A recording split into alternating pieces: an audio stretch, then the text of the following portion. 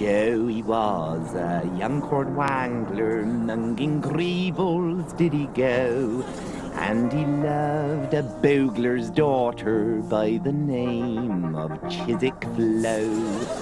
Vain she was, and like a grosset, and her gander parts were fine, but she sneered at his cord wangle as it hung upon the line. So he stole a waggler's mooly for to make a wedding ring, but the Bow Street runners caught him, and the judge said, "You will swing." Oh, they hung him by the postern, nailed his mooly to the fence, or to warn all young cord wanglers that it was a grave offence. There's a moral to this story, though your cord wangler be poor, keep your hands off others' moolies, for it is against the law.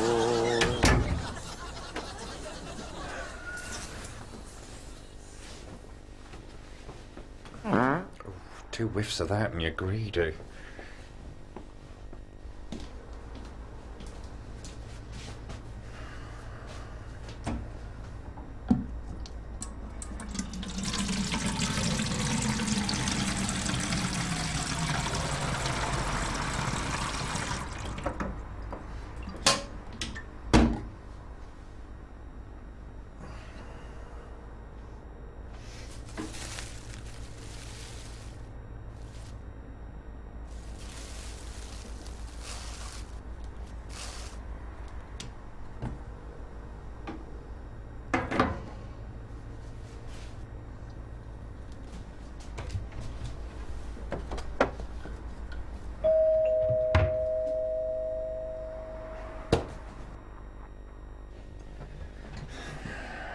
Who is it? Who do you think it is? I don't know. Could be anyone. Well, it ain't. It's me. Don't play a silly bugger. Open up. What do you want, Louis? How are you? Same as I was this morning. Where have you been? Nowhere. Nowhere? Hospital. I'll tell you later. My kettle's on the boil. What are you doing to eating? Are you eating tonight? What you got me? What do you want? Omelette. Spanish. I'm all out of small veg. What do you ask me for, then? I could open a tin of some sort. A tin? What do you do all day? I don't remember. This and that. Well, you want to do less of this and more of that? No, veg is a disgrace. Well, I'll make you a cheese omelette then. If I can digest it. And what time are you coming round then? The usual. Oh, good. We will watch the telly together. You choose. Well, there'll be nothing on. Never is.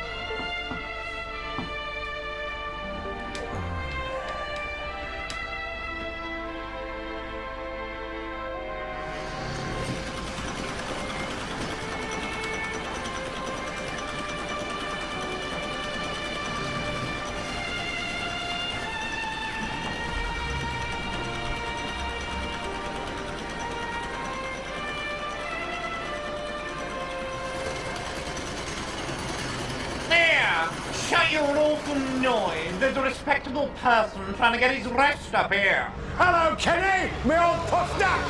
Oh, yes. How are you doing? Same as usual, doing it alone, by myself, tragic and all. How's that owl of yours coming along? Nearly done with it, have you? Oh, nearly done. Should be off tonight. Really? Well, you could have fooled me. Positively massive it is. Well, if you need any help filling it, your owl, that is, give me a bell. Ta-ra!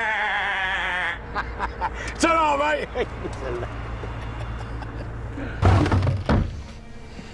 Plebeians. Expecting me to behave like that is positively a disgrace.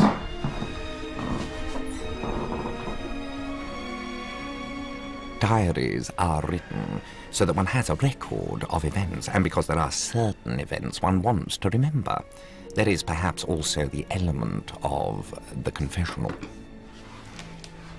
That's what is so delightful. It's what the self wants to say.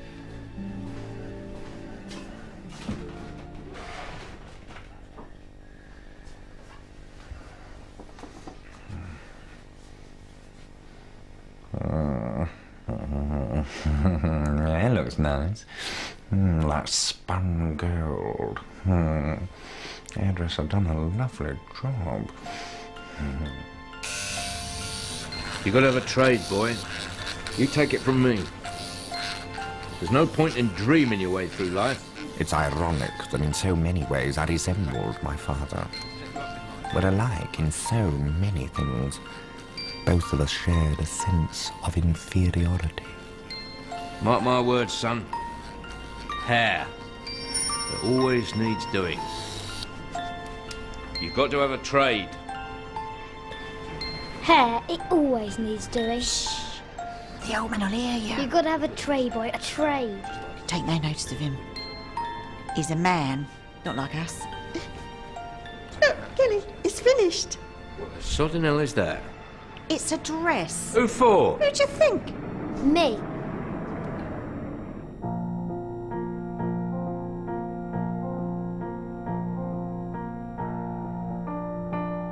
Kenneth Williams, with his mincing step and comical demeanour as Angelica, was a firm favourite with the school audience, to whom his snobbishness and pert vivacity made great appeal. Now what you got to say? Well, he looks like a girl. He looks nothing like a girl. I do not look like a girl. What do you look like then? A princess. Oh, vanish!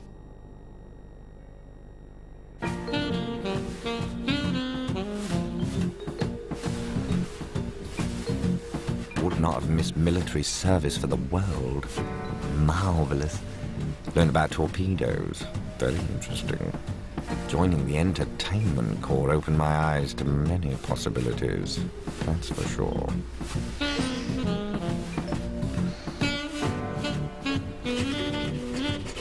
Wrote to the stage newspaper today, asking them to insert the following advertisement. Rep work required by experienced male actor. Age 22, height 5'9", retentive memory, many different voices. A natural performer.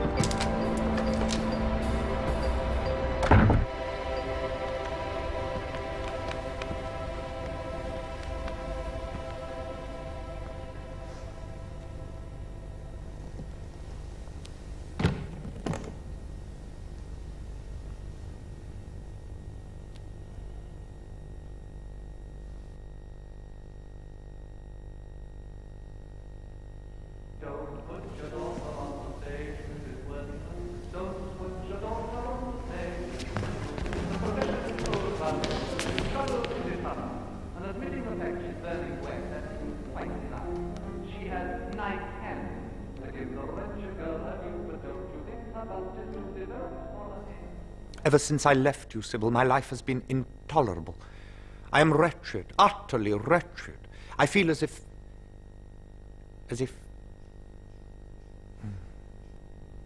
What is the matter, Kenneth? I forgot it, didn't I? I'm awfully sorry. If you fluff a line, dear boy, make it up until you find your place. Never let the audience know where you went wrong. Never remove your mask, understand?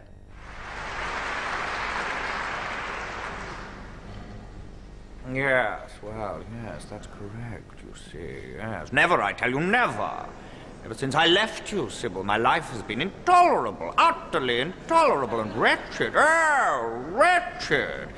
Yes, oh, wretched. Bloody hell. You've never seen such... Tell me I'm dreaming. I can tell you now. Well, if you're not there, I certainly am. I am wretched. The City and the Pillar is a book I should not care to have missed for the world. There is a strange, wholesome quality to the character of Jim.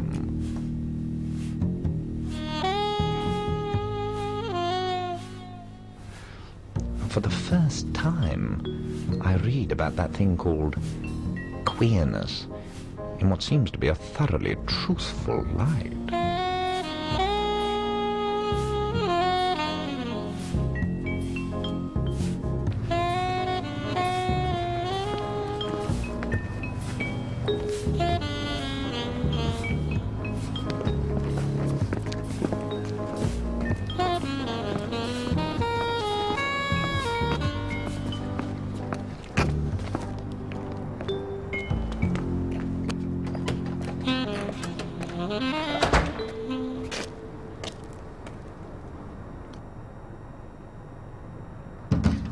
More and more trouble in my mind about myself.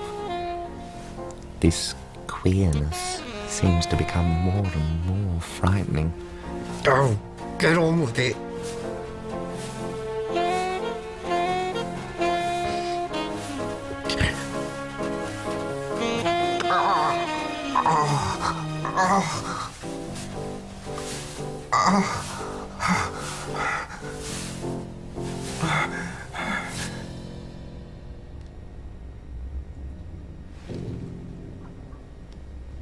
I am to attend audition in West End on Friday. Good luck, Kenneth. For Stratford-on-Avon. Shakespeare. Perhaps he is the answer to my dreams. But break my heart, for I must hold my tongue.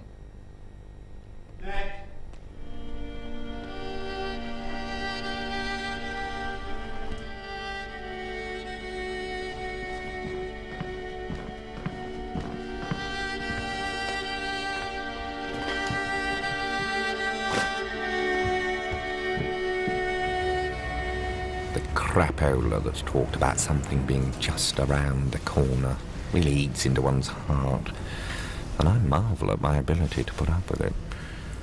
I am now so utterly superior to those around me.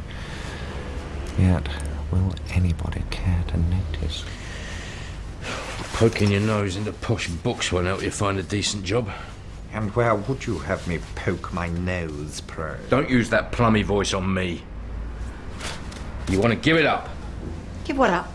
Whatever he gets up to with pansies and whores. I thank you for the advice, Father, both spiritual and theatrical. Nonsense.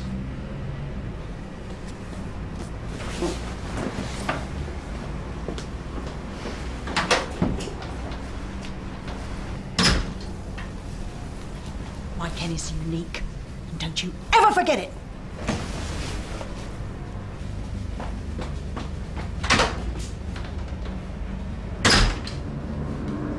Your Majesty is anointed king at last.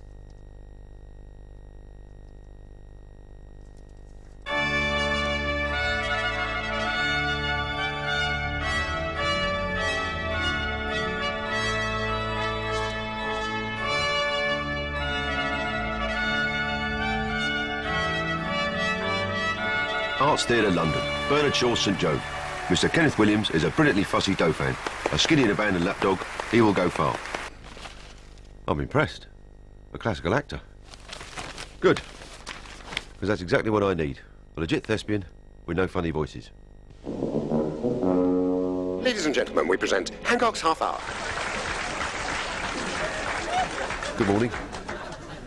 Good morning, Cheeky. Want to come to the pictures with me?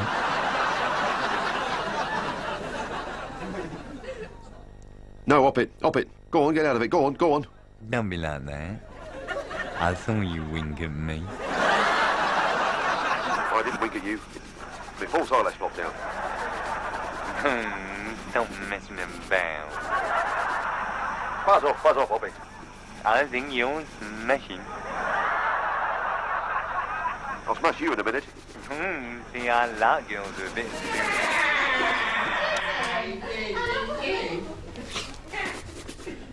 Where's my bleeding supper?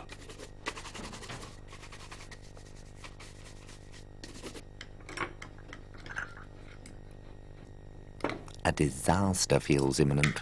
It seems as if their whole marriage is cracking up like some jerry-built house. But then I can't remember it any other way. Why does she stick with him? He's so emotionally inadequate in every way. He still insists on this heavy-handed, cock-of-the-walk stuff, which of course is hot air and sickening, because underneath he's just like me, always vying for her affections. When will the scales fall from his eyes? The day I was born, Charlie wasn't needed anymore. He'd served his purpose. Lily has me now. Manners. Pig!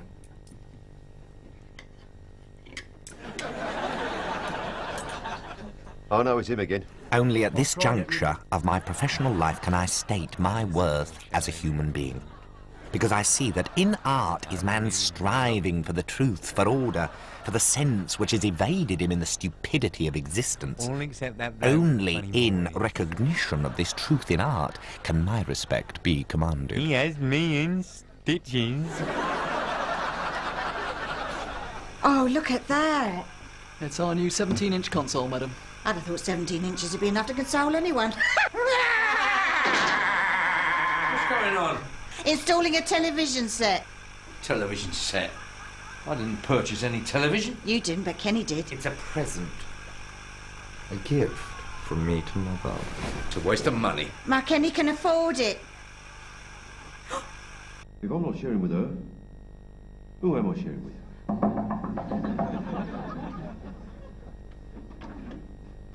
Good evening. What do you want? I'm your roommate. No, no, you're not. No, come on. Stop messing around. Nice room, isn't it?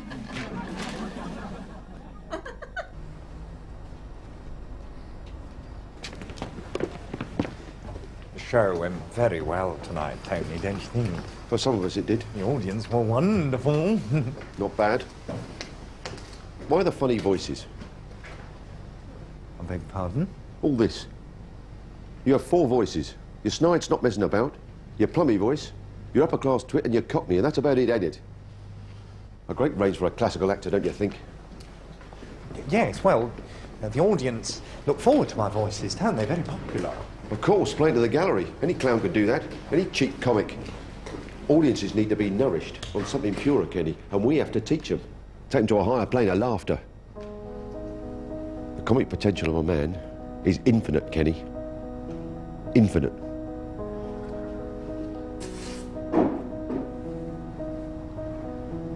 And so's my bumhole, Tony. See, I think what an audience wants is to be beguiled.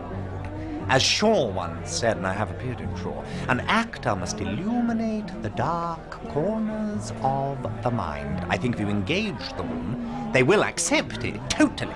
Whatever the manner in which you are playing. After all, comedy and tragedy are only 2 sides of the same coin. However broad the performance might be, an audience will come with you. If they believe you, they'll say, is it any good? And do I believe? If not, you're dead. It's a terrible risk you take being a performer. A tightrope walk, and you take that risk nightly. Don't you agree, Tony? Quite.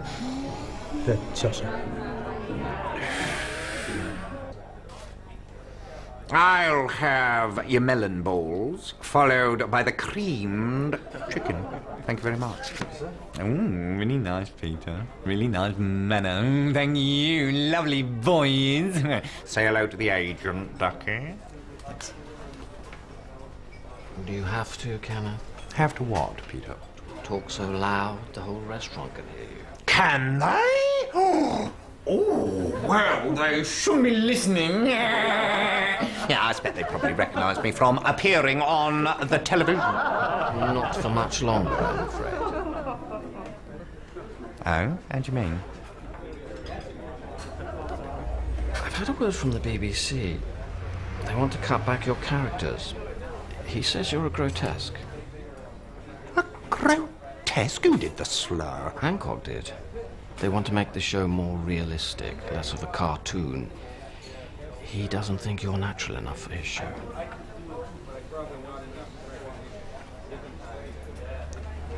I see. I'm sorry. Well, of course, I'm not natural. I'm supernatural, I am. I am. I'm surreal, Peter. I am. I'm surreal.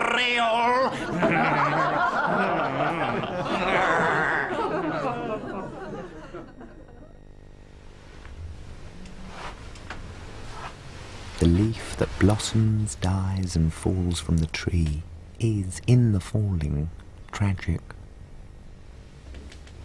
But I am the leaf that has not yet blossomed. I am that blighted leaf. My tragedy lies in the knowledge of my failure to bloom. I come always near, but never into truth.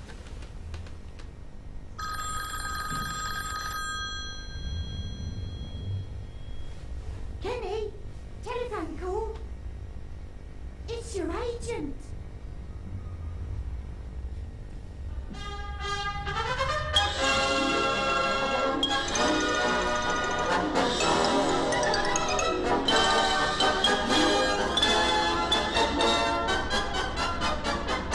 Funny how things can change in the wink of an eye.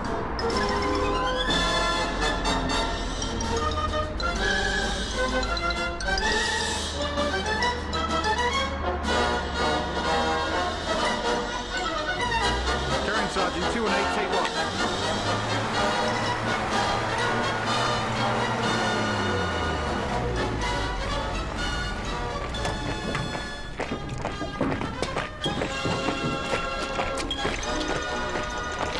Oh, I say.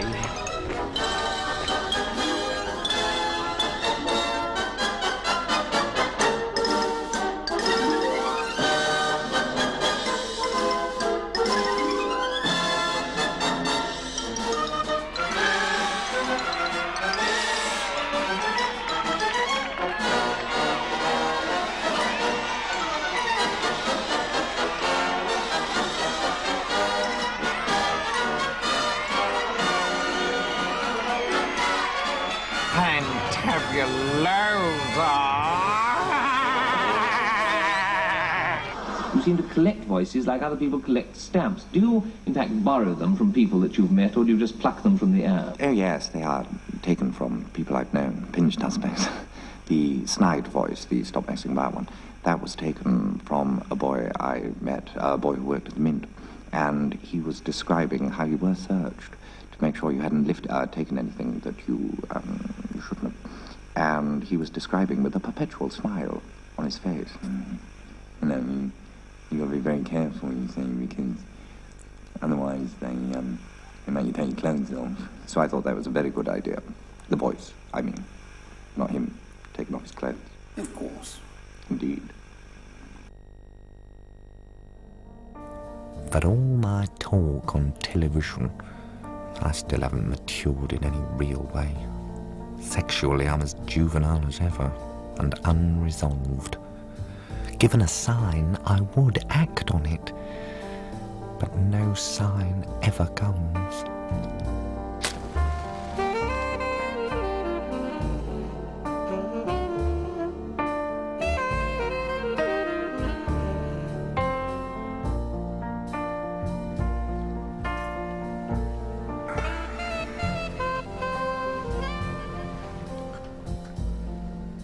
Thank you for the drink. Don't mention it. It's my pleasure.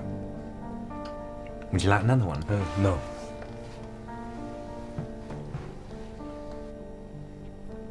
Peanut. Perhaps later.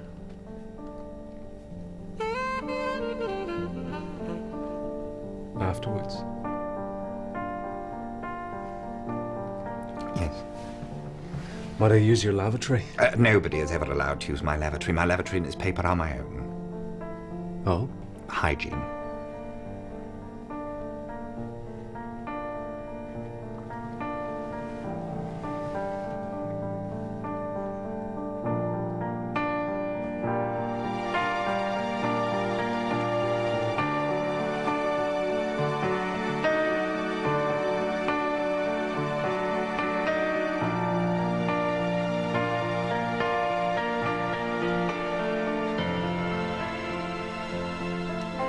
When did you last scrub those nails? Sorry? Your nails? Such dirt. I don't remember. No, well, you should. Positively filthy. Shall we go somewhere else? Yes, I think you should leave. I think the people who manifest their love for you physically when they know your lack of reciprocation are abominably selfish. All this touching and kissing, which seems so popular among others, passes me by. My friends know I'm a virgin and say I make up for it by flirting. To them, everyone must do something or die. Perhaps I am dead. Already.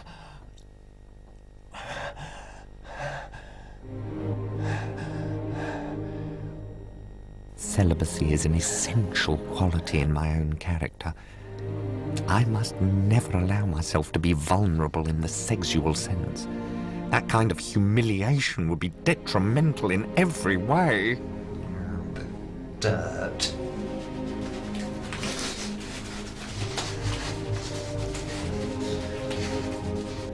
Obviously, the sex life of consenting adults of the same sex has nothing to do with anyone else. And the present law is so primitively barbaric that it gives rise to more trouble than it's worth.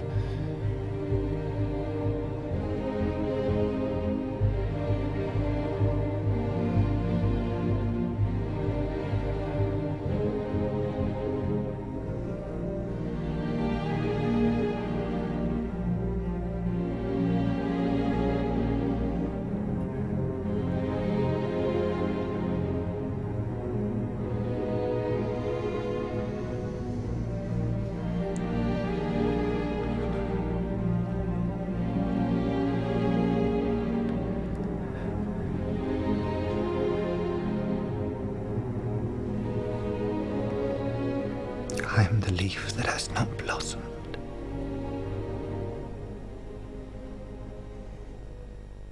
Now, people used to say that matches were made in heaven. Nowadays, they're more likely to be made by computer. And a firm has recently opened called Boner Soulmates, who've offered to do it electronically. And I decided to pay them a visit. Hello, anybody there? Oh, hello, I'm Julian. This is my friend Sandy. Oh, hello. Yes, hello, Mr. Orne. We're your boner soulmates, we are. Yes, our motto is, for every Omi, there's a Palone. Hello. Yes. We guarantee to match you with the perfect partner. A sort of marriage bureau, eh? Well, what we actually do is, to find you the perfect partner, is we fill in your particulars. Yes, we fill them in, you see. First, we've got to get your essential data. Would you mind answering a few questions, Mr. Orne? I don't mind. Well, these questions, you see, they're worked out by a psychiatrist to determine your personality. Yes, now, first of all, what sort of car do you drive, Mr. Orne? Oh, what's that got to do with it? Oh, a car is your sort of virility symbol. Yeah, it sort of indicates the sort of person you are. Yes, for instance, Sean Connery, he drives a great big powerful sports car. Very butch, very potent. What do you drive? A Mini. I think that tells us all we need to know, Mr. Orne. All we need to know. I got the 73 up to the Angel today and called on Joe Orton, playwright, and his friend. He was frugal, to say the least. Would you care for a ham sandwich, Mr. Williams? Thank you. Ken made them especially. I make all the food around here. While I write plays. Who does your decor? Ken does. They're collages. Art. Two artists living under the same small roof. Must cramp his style. We like it this way. Ever so cosy. Has been for years.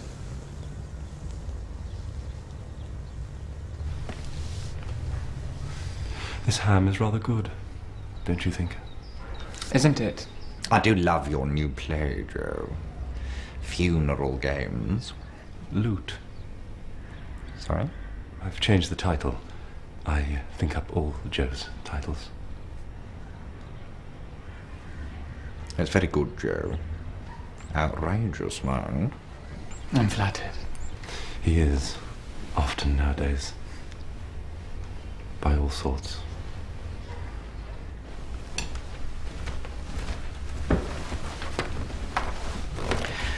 Who's your favourite, Mr. Williams? I prefer Miss July.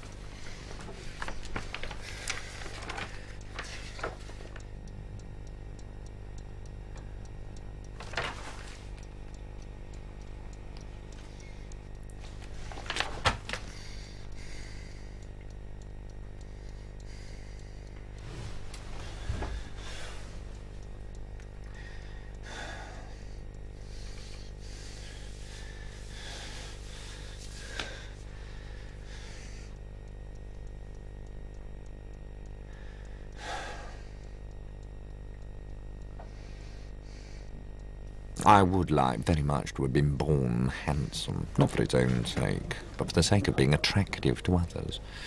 I've no doubt that this is one superficial excuse for more profound complaints within. So much is because I think my face and body unprepossessing. This is, of course, the paradox of my own nature. The thing that I am being the thing which I despise. But I think my despite is justified.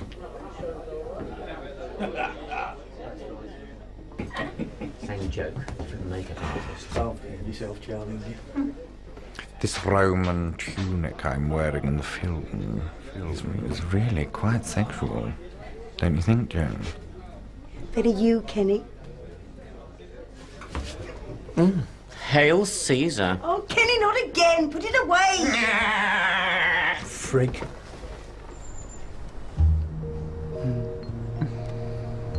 I didn't see a cock the whole time I was in Leicester. Really? No, except my own, and that glimpsed only briefly in a cracked mirror. Oh, I've made a habit in my mirror. Masturbation? The Barclays, yes. Barclays? Barclays Bank. Wang. Can't you rhyme? Oh, I see. A mental cock, I leave it alone. Nothing can touch my fantasies. Positively lewd at times, my mind's eye. We're going to Morocco for it. Bum. Well, Tangier is certainly the place for relaxation during a mild winter. You should come. I don't think your Kenneth would approve, do you? More the merrier, I say. Yes, but does he? I'm over 21, you know. Only in a bad light. Today you could play a boy of sweet 16. Good.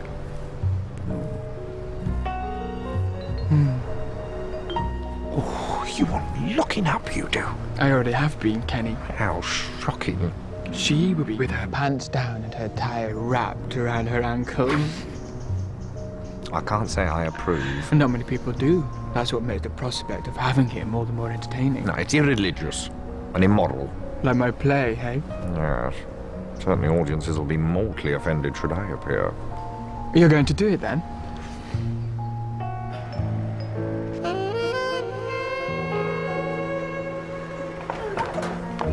Luke went down as feared it would. Shocked the audience to buggery. Yes, I know.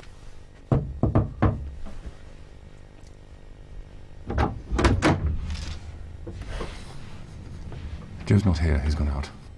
Yeah. Hiding from me, is he? When do you expect him back? It depends on what he finds. Mark, come in. I'm doing haddock. Oh, for tea, lovely. There isn't enough for 3. Rubbish. After what I've been through in that play of his, I deserve fresh salmon.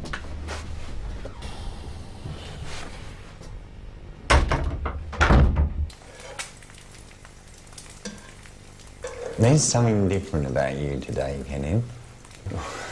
Joe bought it for me. He said it suited me. More virile. Very distinguished. Do you like it? It doesn't matter what I think. Hollandaise sauce? Oh, just a smidgen. The stomach's playing up. I could blow off like the wind. Thanks for sharing that with me. Shut up.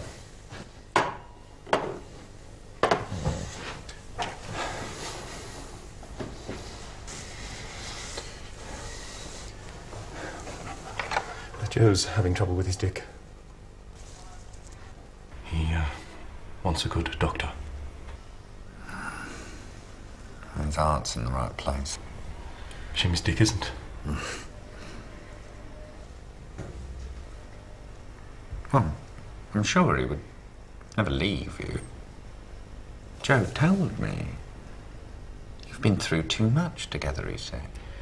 How very magnanimous of him. I'd be grateful for that. Grateful? Some kind of love. He has an inability to love. A horror of involvement. He needs to be utterly free to write, he says. But you can't live without love. Love is involvement.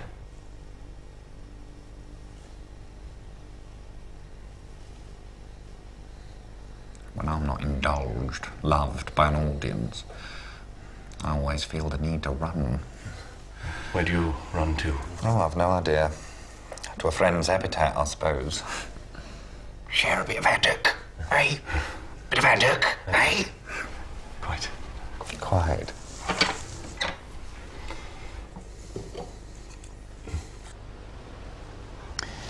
What you need out of life, Kenny, is a good fuck up the arse. Really? I should say so. Why? Would that have helped me to perform any better in your play, Joe? It might. Farce is very close to tragedy. Is that how you see me? A tragedy? No. Do you? That fella's got his own. Where? Over there.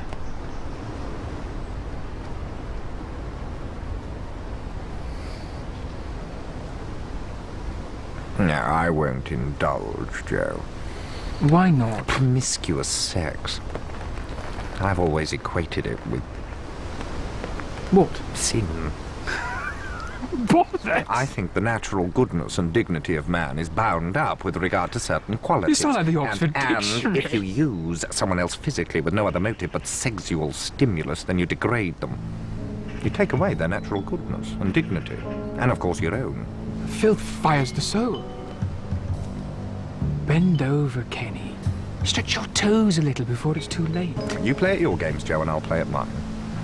What do we, any of us, have but our illusions? And what do we ask of others but that we be allowed to keep them? Somerset Maugham. Is that right? Yes, it's one of the secrets of celibacy. The preservation of the illusion. Don't you think? I'll tell you what I think. Nice arse, pert and juicy. Joe Orton.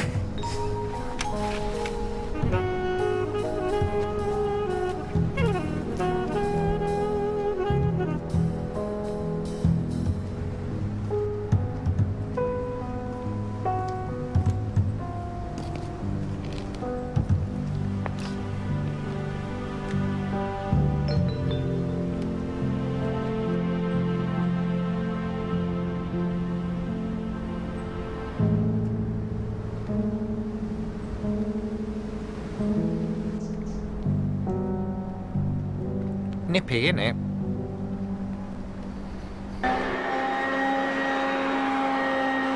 I hoovered the carpet in the lounge, dressed only in bathing trunks. It was very daring.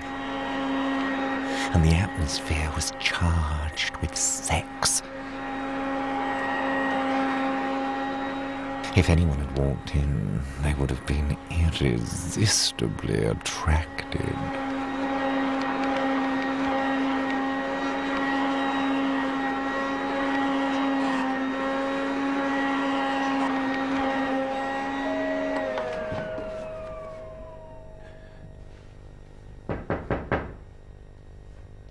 Hello? Who is it? It's your father. What do you want? I was just passing. I thought I'd call to see you. Why? You've never called before? Just being friendly. Go away! Well, don't be like that. I don't want to see you! Kenny? It's too late to call.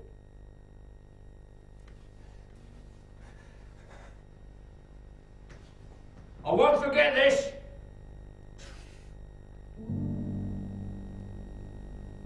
Me neither. When I got home from the theatre, I discovered a small thing crawling on my sheets. It was Panic Stations.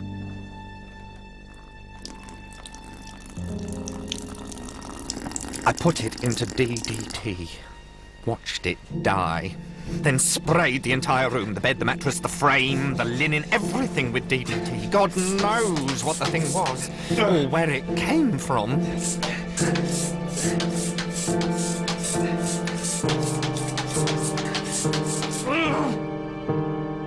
The horror, nonetheless.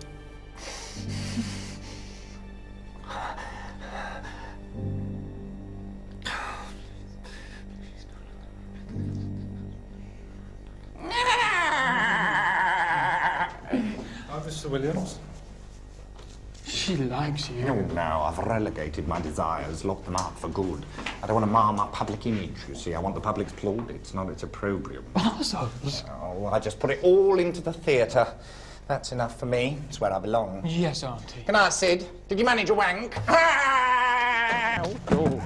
And the fame and fortune isn't bad either. Oh, yes. The best thing I did for anyone all year was to buy Louis that fur coat.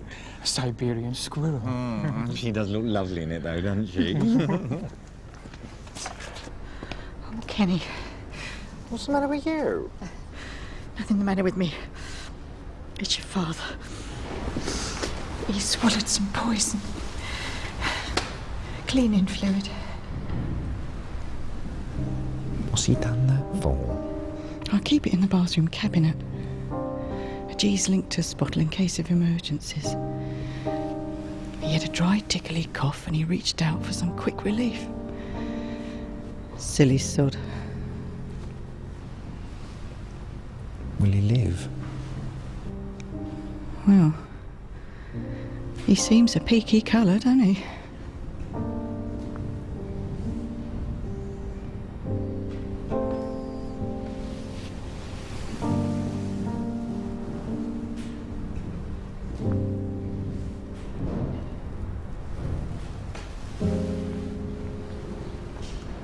Deathly.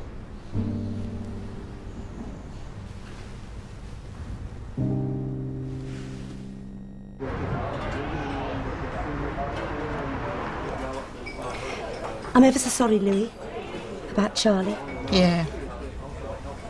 Thanks, Joan. Terrible, isn't it? He kept saying, take these knives out of my stomach. Oh, dear. Still, it was a rat trap of a marriage. The doctor told Louis his brain was damaged. The heart was impaired and his kidneys in very bad condition. In reality, it was a good thing, his death. Pass the butter. He'd never have recovered, would he, Louis? No. Not after swallowing poison. Almost a vegetable.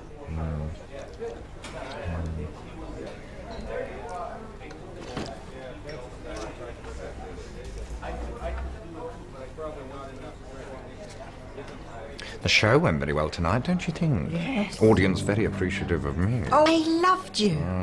Yeah. I thought the second half was fantastic. Louis is to move into the flat next door. It's the obvious answer. Keep an eye on each other, as always.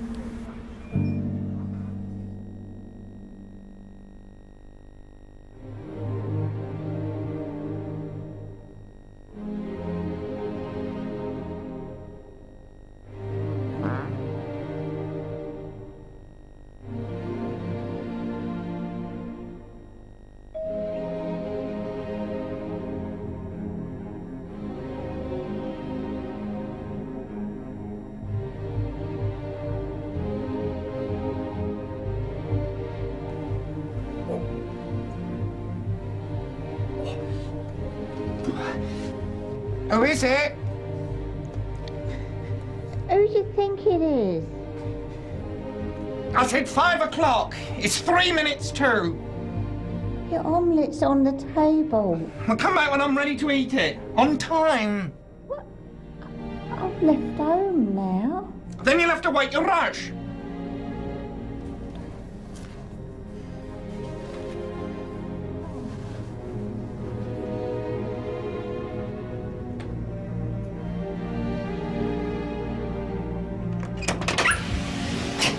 Good evening. How lovely to see you, Louis. Evening.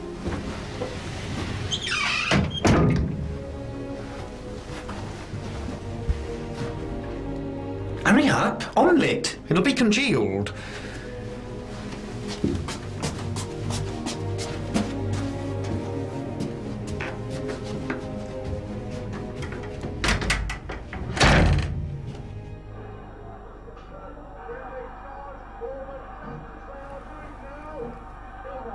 Oh, news ain't good, is it? Oh, the usual murder and mayhem. It's no good, I can't eat it. Can't eat what? The omelette. Omelette. Cheese, bloody omelette. Stomach. Swelling. My lingering pain. Oh, dear. Oh, this atrocious farting is truly foul. Manners? Oh, I'm in purgatory. Oh, my boy, my poor boy. The pain never stops. It's worse than anything I can remember. The doctor, he mentioned some kind of operation. Operation? He mentioned sometime after the 25th of April. What sort of operation? A knife in the belly, open up my gut. Will it work? Well, even if it don't work, I can't be any worse than I am at the moment, can I? I expect not. Eat your omelette, darling, before it gets cold.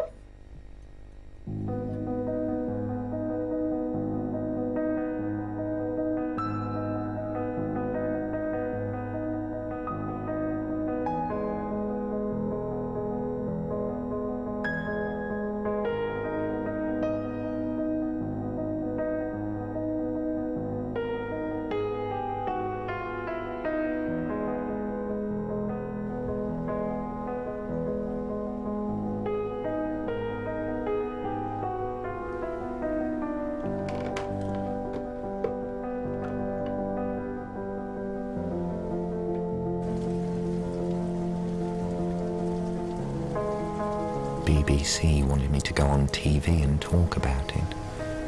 I said no. I couldn't talk about Joe in public. Not at the moment.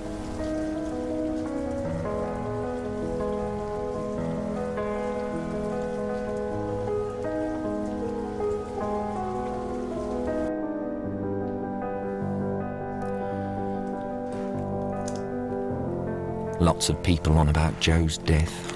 Everyone phoning and asking the same thing. Why?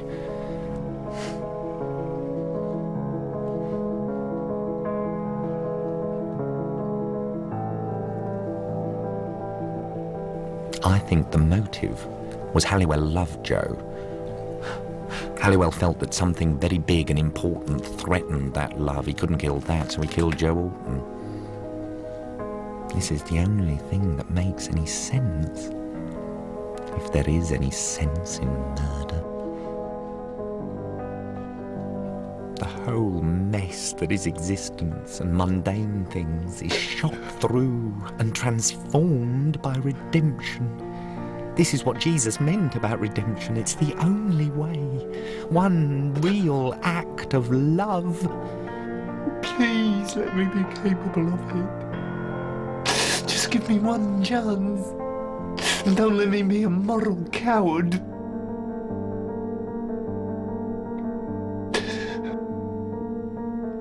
Amen.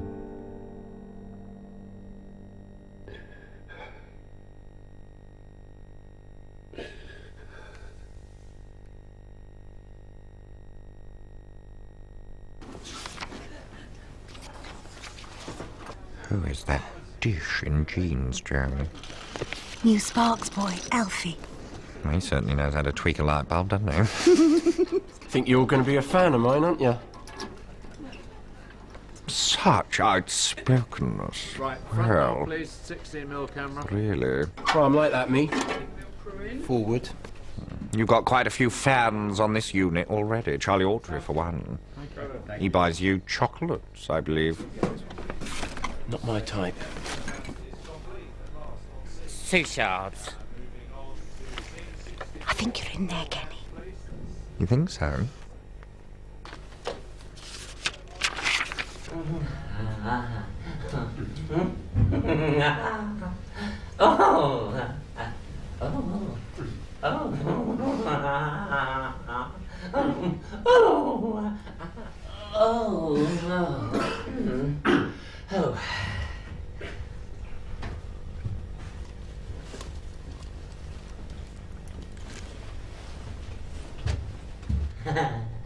He's 27, unmarried, and lives in Catford. Oof, what a honey. Oh. Mm.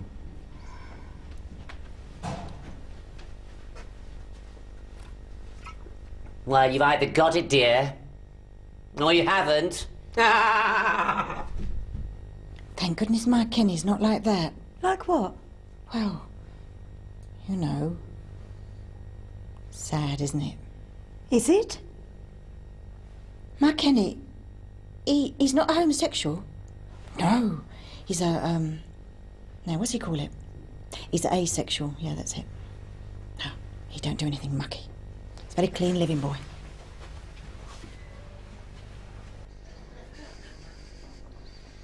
I've certainly gone off him. Seems extraordinary now that I was even bothered. He's an ignorant lout, and that's all there is to it. Such lewd behaviour.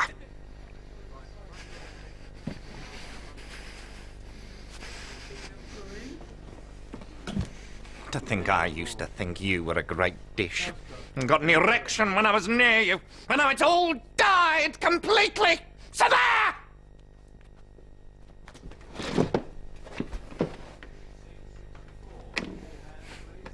Good job it was only a mental affair.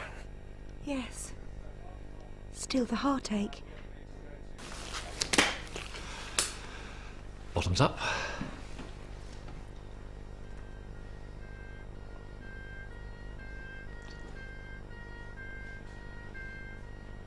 Well, the bum was a joke yesterday, I can tell you.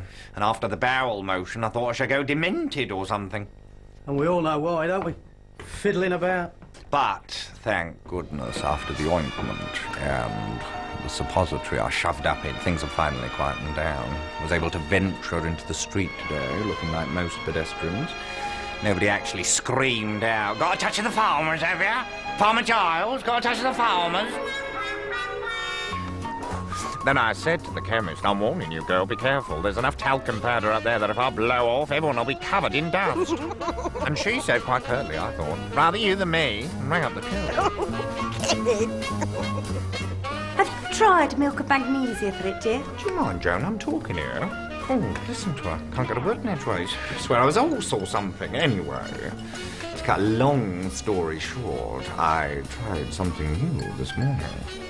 Put some of that Johnson's foot powder up there. Can't do any more harm, can it, eh? Let's see how that affects it, eh, Joan? Eh? Dear.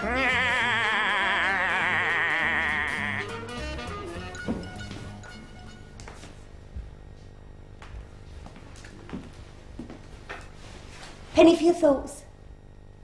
The reason for most of the smut in this world is boredom. Isn't it, Joan? Is it? Yes. People like to attribute it to reasons more profound, but in my opinion, it's people's conceit that seeks profundity in reasons for behaviour. Don't you think? I wouldn't know, I'm not that bright. Bad day, was it? I always have a bad day performing in such crapola. When I think of the shameless way I behave in these studios, dirty minds, the dirty songs, the obscene dialogue, and... The crowds that gather round you like a family. Marry me, Joan. What? Oh, there'll be nothing messy, just friendship, companionship. You've got your mother for that, Kenny. Yes, and you both get on, don't you? need a little bit more than that, lovey. What else is there? I haven't given up hope yet, you know. I'm only 43. For 45. Where there's life, there's hope. Besides, it wouldn't work out, would it? You'd never be able to accept my tights drip drying in your sink, would you? I might. You wouldn't. You grow to hate me with all my female paraphernalia on show. Perhaps you're right. I know I'm right. I can read you like a book, Kenny. A love story, am I? A love story. You've got a spastic colon. You make it sound like I've won the lottery. Intimate life? He told me he'd keep his eye on it. I told him everything about my predicaments. He said I should find a suitable companion to share my life with, not to worry. You don't have to go too far, Mr. Williams. A little shared mutual masturbation won't hurt you. I thank you for your professional advice, Doctor. Good. Mind you, better to find someone older than yourself, not someone who's after your money. Quite. Charming.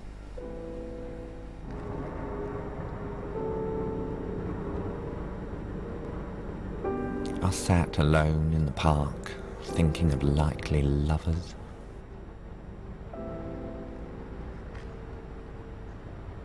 But not a type entered my head.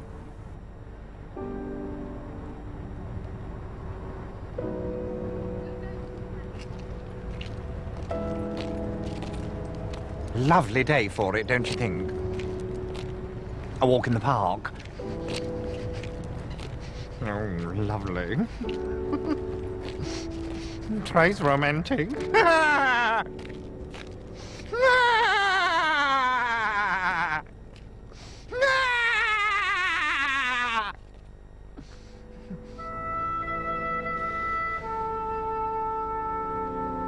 All this excrement is a disgrace.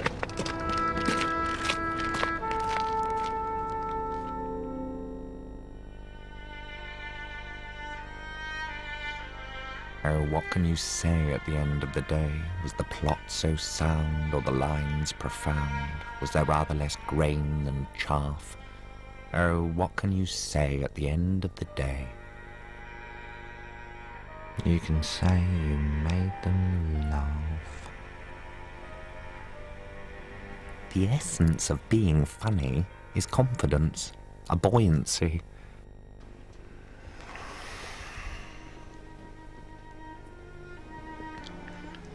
My role in life is played out totally without credibility, and so, of course, one falls back on personality playing and all the same old tired tricks.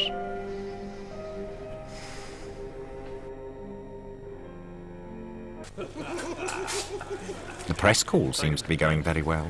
You seem to have got away with it again. See what you're playing in this film?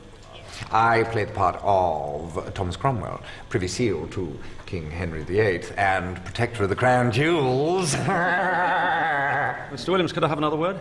You may. What are you doing, continually appearing in these sort of films? Having a bloody good time, dear. I beg pardon? Why are you continually associated with this chamber pot kind of comedy? Well, in our society there was, and always should be, room for all kinds of entertainment, if it works, on its own level. And that the only charge that would be taken seriously by us would be the one that the comedy, the burlesque in this case, didn't work, that it wasn't funny. Don't you think? Indubitably, Kenneth. Well, that's my point. I mean, is your kind of comedy still funny? I sometimes feel I'm so useless. I'm slowly splintering as a personality. I feel as though I'm stuck together with stamp paper. Kenneth, it's your turn to begin. The subject, stiff upper lip. You have 60 seconds as usual, and your time starts now. I have actually tried this myself at home, and one evidently comes to resemble a ventriloquist's dummy. Underneath the lamplight, beneath the barrack door. Kenneth, you've been challenged. Who challenged me? Clement Freud. But I'm finished, you great nit! I'm supposed to discuss it, you great fool! Oh, interrupting me before I've even started! Oh dear. I think my star is on the wane. While all around me the rubbish proliferates. Fella, but you! Who left this tat in here? The carry-ons used to be my mainstay. As long as they were there, I never had to worry. Hey-ho.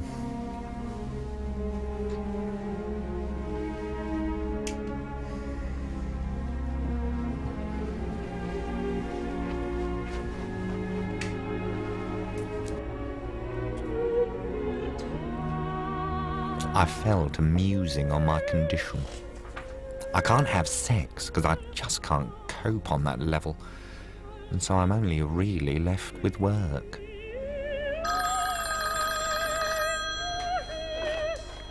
Who is it? Peter, do you want to go on the television and chat with Michael Parkinson? Certainly not, North Country nit.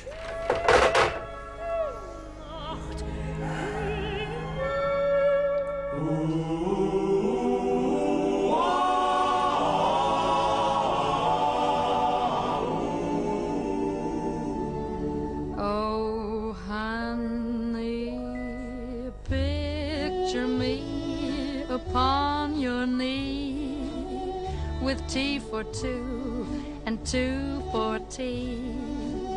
There is the endless question, will I remain solvent? Will I last out until I'm able to retire? My whole life is trying to make it up to her, trying to erase all the sadness and the loneliness, and only succeeding in making more loneliness, because the nights I don't spend with her serve to emphasise the others, or vice versa. No one in the world like my Kenny. Awful dreams of Louis saying goodbye forever. And start to bake a sugar cake. What would I do without you? For you to take, for all the boys to see. Peter Eade's secretary rang. Thames Television, Mavis Nicholson chat show will raise the fee to £100. I said, No. All right. but this is a Pyrrhic victory.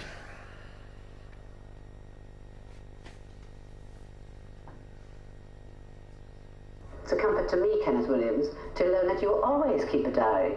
Oh, yes. What's the saddest thing when you read them that you find in your diary? That continually occurs in mine. Oh, it's depression. Yes, dreary. What do you mean? Like, say, you would want to kill yourself or something like that? Oh, yes. Yes, I often put down stuff about suicide and how one would go about it and what would be the best method and all that kind of thing, you know. Looking back on it, of course, it's often quite, you know, quite amusing. Why do you think you want to kill yourself? Well, one would think it at the time because of an extremely low state of morale. And so one does actually write something down about what's practical in terms of how one should go about it. But after all, one tries to remain cheerful, doesn't one?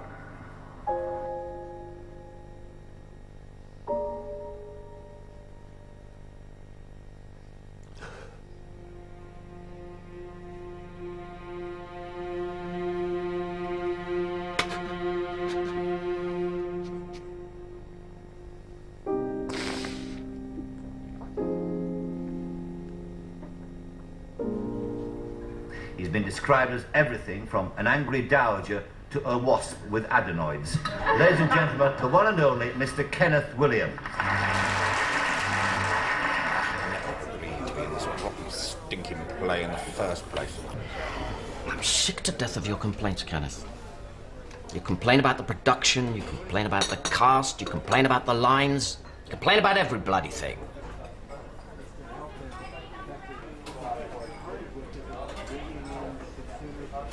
When you're in a long run, Peter, the play lives with you, day and night. And if the conditions under which you perform are continually frustrating, then it ends in driving you to dementia and a nervous breakdown. Have you seen the Larry Grayson show? No. A complete crib of your act. Really? And John Inman's doing the same thing on the BBC. They're finding other people to do what you do, Kenneth. And cheaper, in every sense. Nevertheless, you must realize you're not as unique as you once were. Problem is, Kenneth, it's got about how difficult it is to fit you into a company. People find you a bit of a problem. Peculiar ways. Oh, the penny's finally dropped for them, has it? I've never bloody fitted in, Peter, have I? I've always been bloody peculiar. Strung out on a limb. That's what makes me so grotesque!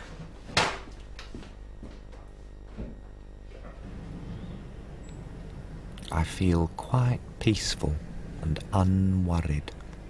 It is odd. One minute I'm thinking I'll never act again, and then I don't bother about it at all.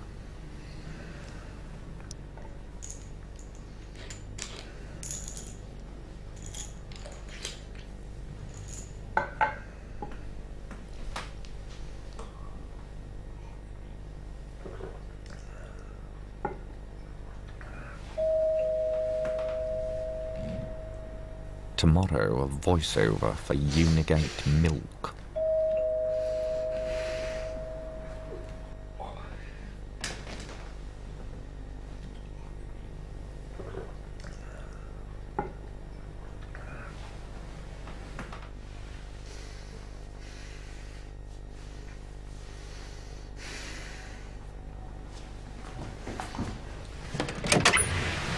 I've had a terrible shock.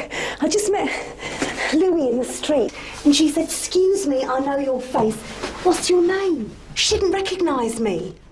Oh, is that all? Happens all the time. What are you doing not recognising Joni? Joni? Lifelong friend? My skirt's too tight. What's the matter with her? I'm giving it to the maid. Don't worry, it'll pass. Thanks, Joan. Peter Reed phoned with yet another big television commercial. Breathe in. He has mentioned not only Brook Bond, Rumbelows and Creda, And out. but also Timex watches, the post office and Cinzano. Yesterday was PG Tips, David Frost-type voice, dubbing a chimpanzee. Well, Doctor, what would you have me do? Eat bland, mushy foods and chew well. I remember thinking as I lay in bed, I am falling. I am falling. All my life has been the process of falling. I know what Stevie Smith meant. They all think I'm waving, but I'm drowning. My whole career has been the waving. I was going to call it Chronicle of Cult, because I am a cult figure. I've been eating at myself for years, just living off body fat. And people say, all he does now is go on and tell those old stories we've all heard before, with his usual lavatory gags and camp blether. Pathetic. The biggest cult you'll get around here, I can tell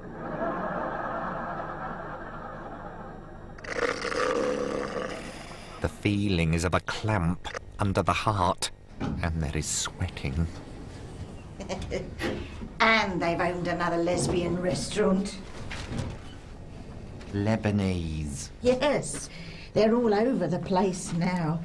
Everybody's at it. Lebanese, you silly cow. You'd be sorry you spoke like that to me when I'm not here. What do you mean when you're not here? When I'm gone. Dead.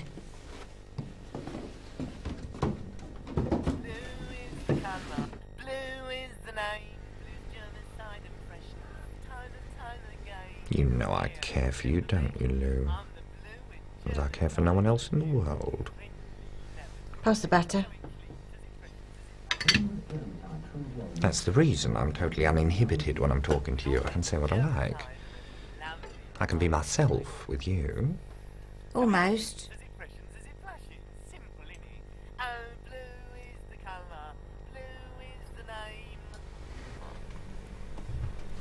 You've never given me a kiss. You've never come up to the guard's room where I sleep.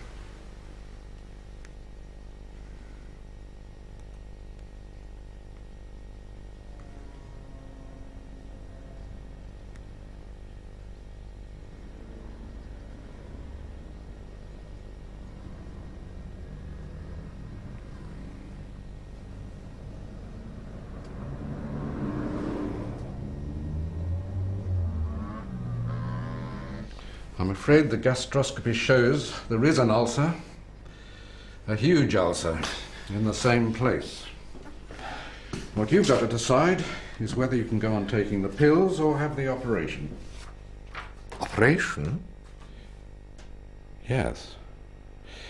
You've got to remember having the operation is important. The timing of the operation is crucial. After all, you're no spring chicken.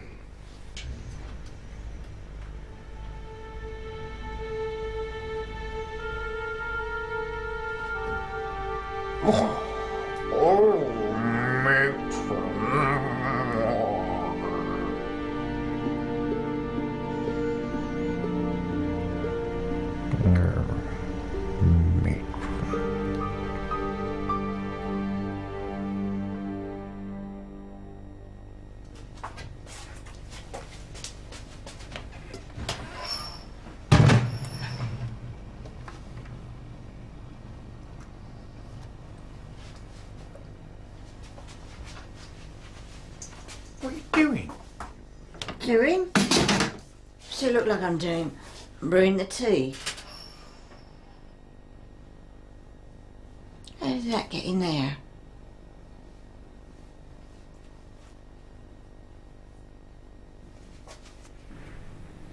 If this situation of loneliness and despair persists, I will have to do either pantomime or summer season. Blackpool could be nice. What time are you stopping till? Oh, I'm not stopping. Oh, I'm going to be left on my own again tonight then? You'll be fine, Lou. I've marked up your radio times. They'll be now done. I'll switch your electric blanket on, shall I? I'll never notice. No? I'm always cold nowadays. My feet and bum don't register anything. Yes, that's true.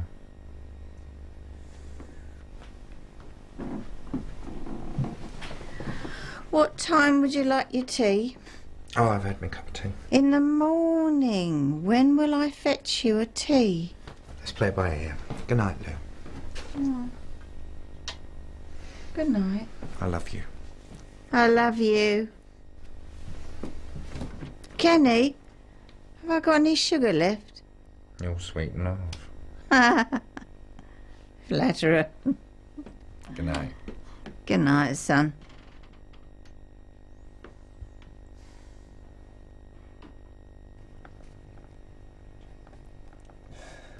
I've very little time for illness. I don't mind about dying, not at all. But I'm frightened to death about pain. I have a secret contempt for all weakness, including my own.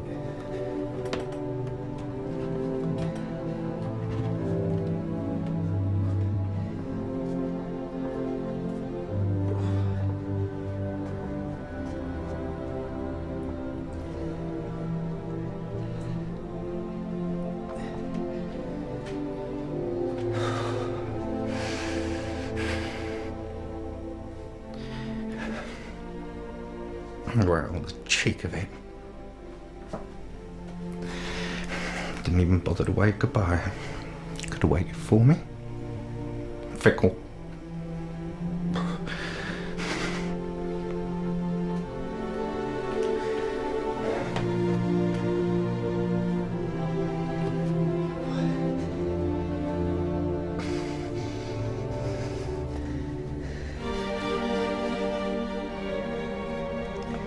Had meal with Louis at 5:30. Saw the news. Watched dreary saga of murder and mayhem. By 6:30, the pain in the back was pulsating as never done before. So these, plus the stomach trouble, combines to torture me. Oh, what's the bloody point? Oh, what's the bloody point?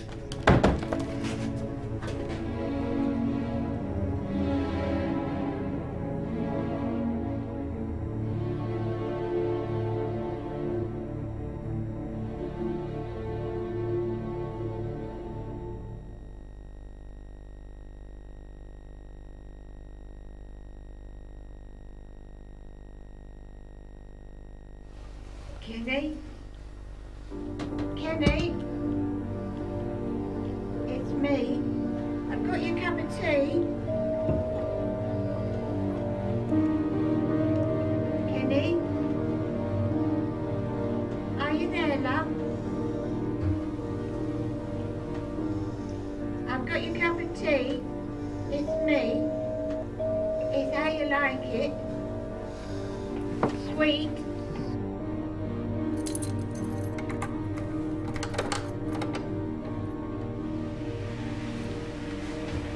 Kenny?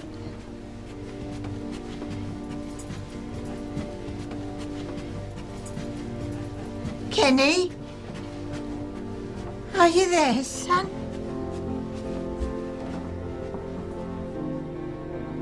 Oh. Kenneth Williams was found dead from an overdose of barbiturates Thursday, 14th of April, 1988. The coroner asked, "Could the pills have been taken accidentally?" The doctor replied, "It is possible, but not likely." The coroner recorded an open verdict.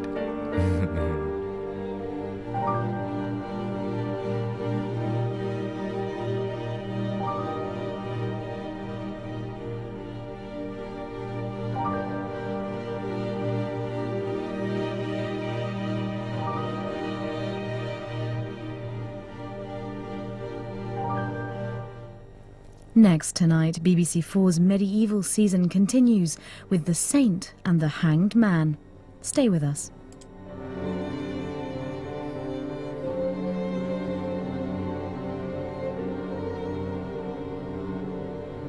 The High